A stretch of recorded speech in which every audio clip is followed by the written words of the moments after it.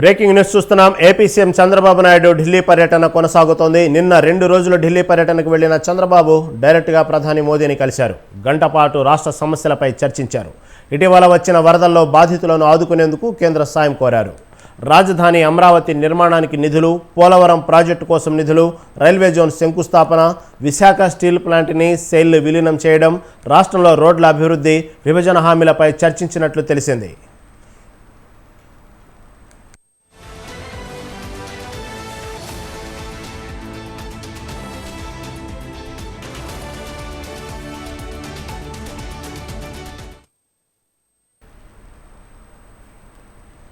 Chandrababu railway మంత్రి అశ్విని వైష్ణవ్తో భేటీ అయ్యారు. ఇవాళ ఉదయం 11 గంటలకు కేంద్ర మంత్రి నితిన్ గడ్కరీని కలుస్తారు. సాయంత్రం పెట్రోలియం మంత్రి హర్దీప్ సింగ్ పూరిని కలుస్తారు.